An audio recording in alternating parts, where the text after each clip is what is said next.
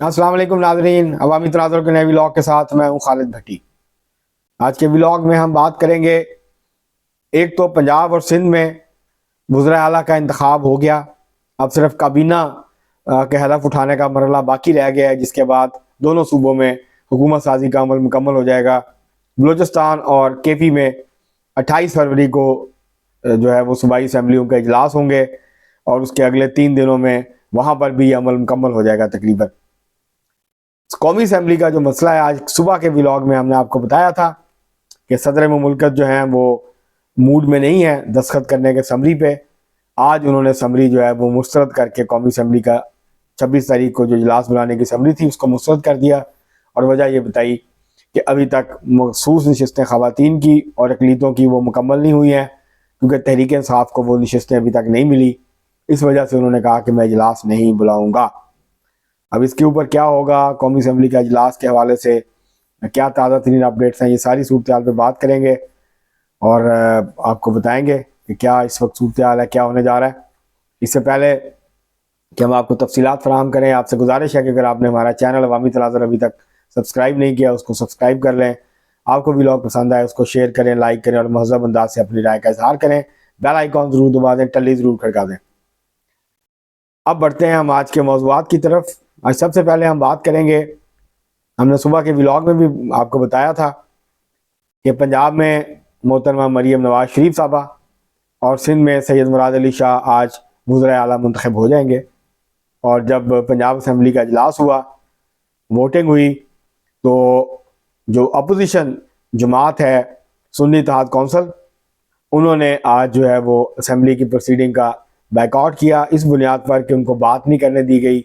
वो ये मामला उठाना चाह रहे थे कि हमें अभी तक जो है वो ख़वातीन की मखसूस नशस्तें नहीं मिली हैं और ना अक़लीतों की, तो लिहाजा ये असम्बली नामुकम्मल है, लिहाजा वज़ीर आला का इंतखाब ना करवाया जाए।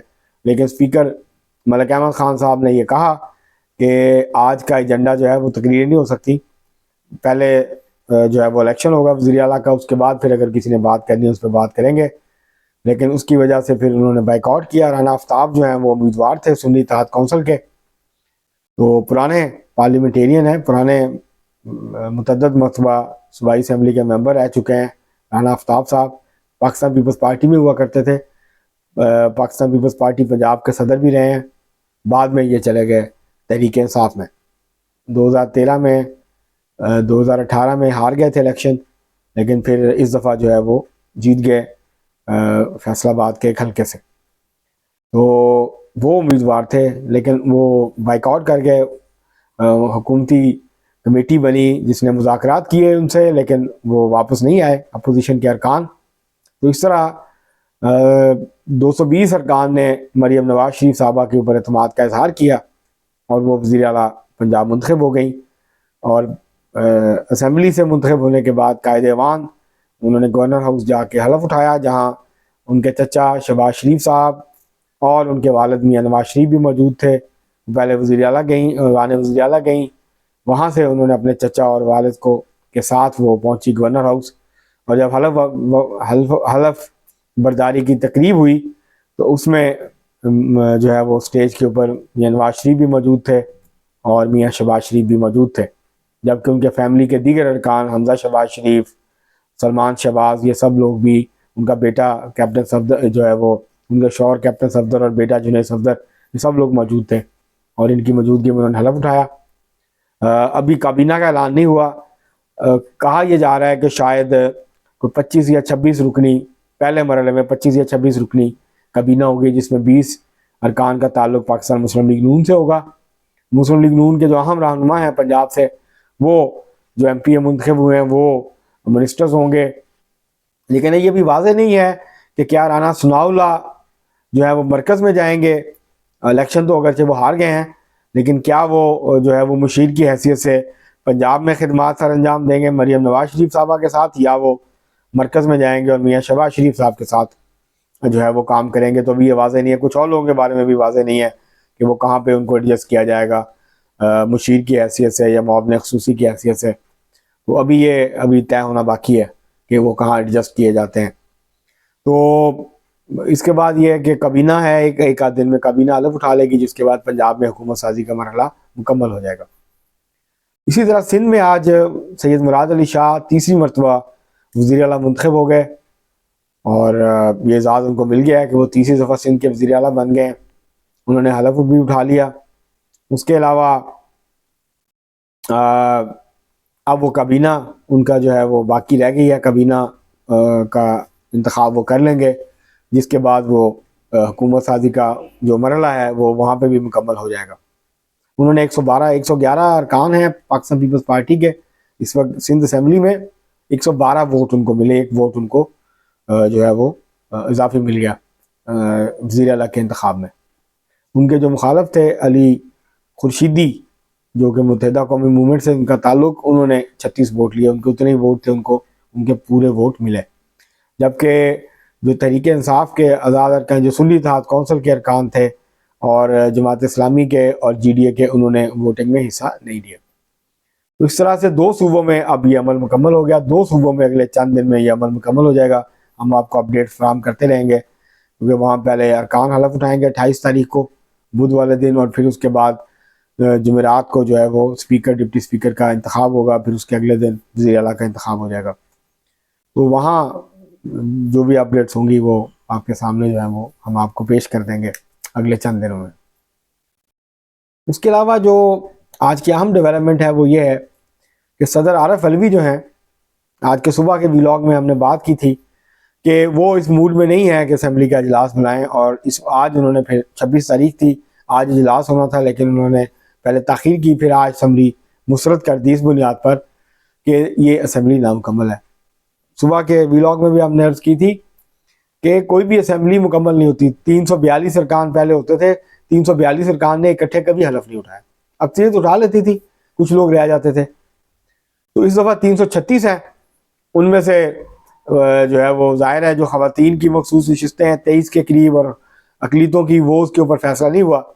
इलेक्शन कमीशन ने कल उसकी तारीख रखी है, कल शायद उसका फैसला आ जाए, लेकिन सदर आरिफ अलवी ने कहा कि वो इजलास नहीं बुलाएंगे। तो अब जो सेक्रेटरीट है कौमी असम्बली का, उन्होंने 29 फरवरी सुबह 10 बजे इजलास जो है वो मुकर्रर कर दिया, उसका टाइमिंग। और उन्होंने कहा कि ना स्पीकर के नोटिफिकेशन की ज़रूरत है उसके लिए, ना सदर की। अगर उससे पहले करना होता तो फिर इजलास मुनक्कद करना होता तो फिर ज़रूरत थी सदर के जो है वो उसकी मंजूरी की। तो अब क्योंकि 29 तारीख आखिरी तारीख है, 21 दिन पूरे हो जाएंगे, तो उस दिन इजलास लाजमी है, उसके लिए सदर या स्पीकर का कोई नोटिफिकेशन या मंजूरी नहीं चाहिए।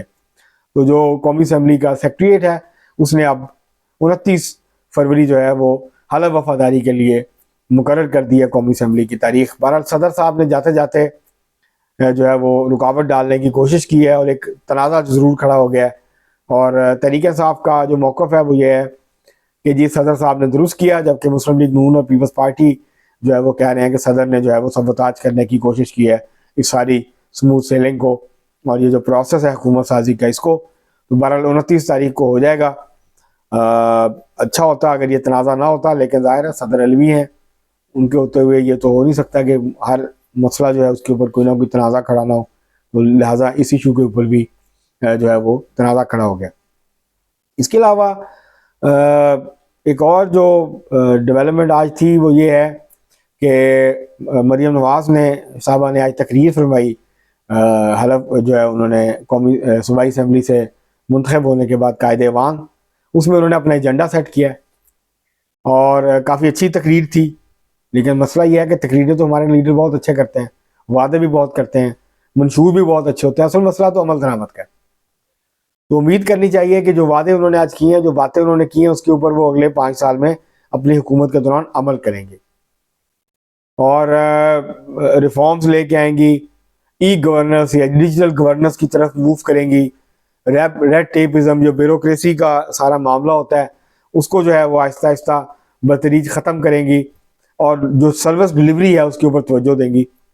और जो वादे उन्होंने किए हैं ख़वातीन की एम्पावरमेंट के हवाले से, यूथ को स्किल डेवलपमेंट के हवाले से, यूथ की एम्पावरमेंट के हवाले से, जॉब क्रिएशन के हवाले से, पंजाब को बिजनेस हब बनाने के हवाले से, एग्रीकल्चर की डेवलपमेंट के हवाले से, तो इस तरह के बहुत सारे उन्होंने इक़दाम जो हैं उन्होंने उसकी बात की है। रमज़ान पैकेज की भी बात की है।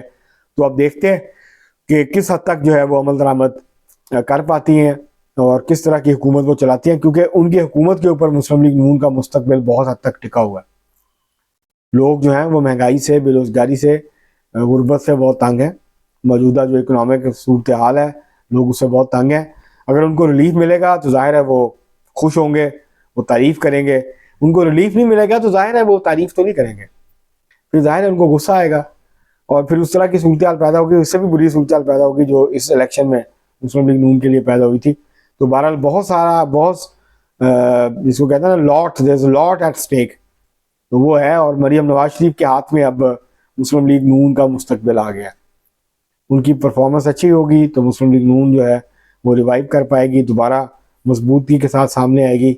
अगर वो अच्छा परफॉर्म ना कर सकी और वादे वईद जो किए हैं वो पूरे ना कर सकी और लोगों को लगा कि उन्होंने डिलीवर नहीं किया, तो फिर जो है वो मसाइल बढ़ जाएंगे, मुस्लिम लीग नून के लिए प्रॉब्लम्स होगी। क्योंकि मरकज़ की जो हुकूमत है वो तो 2 साल अगले कोई बड़ा रिलीफ देने की पोजीशन में नहीं होगी। IMF के प्रोग्राम में जाना है, स्क्रू टाइट होने हैं और ज़्यादा सख्ती होनी है और ज़्यादा सख्त फैसले करने पड़ेंगे बिजली, गैस और दीगर चीज़ों के हवाले से। महंगाई फौरी तौर पे कम होने का इम्कान नहीं है, इंटरेस्ट रेट भी फौरी तौर पे कम होने का इम्कान नहीं है, और IMF जो है वो बहुत सख्त शराइत के ऊपर हुकूमत को जो है वो कर्जा देगा। तो ये सारी वो सूरत हाल है जिसके अंदर जो है वो मरियम नवाज शरीफ साहबा को पंजाब में ये साबित करना है कि वो सिर्फ इस वजह से चीफ मिनिस्टर नहीं बनी कि वो नवाज शरीफ की बेटी हैं, बल्कि वो इसलिए चीफ मिनिस्टर बनी है कि वो डिज़र्व करती थी। उनके अंदर सलाहियत है लोगों को डिलीवर करने की, सूबे को डेवलप करने की, तरक्की देने की, और एक अच्छी जो एडमिनिस्ट्रेशन है वो लाने की, और अच्छी गवर्नेंस जो है उसकी, गुड गवर्नेंस जो है उसकी जो है आला मिसाल कायम करने की। उन्होंने आज कहा है कि ख़वातीन की हैरेसमेंट उनकी रेड लाइन होगी सूबे में, और करप्शन ज़ीरो टॉलरेंस पॉलिसी होगी। तो ये दोनों बहुत अच्छी बातें हैं और उम्मीद करनी चाहिए कि जो उन्होंने वादे वईद किए हैं, जो आज अपनी तकरीर में उन्होंने एजेंडा सेट किया है, इसके ऊपर वो अमल दरामद करने में कामयाब होंगे। आप तक के लिए इतना ही, बहुत शुक्रिया।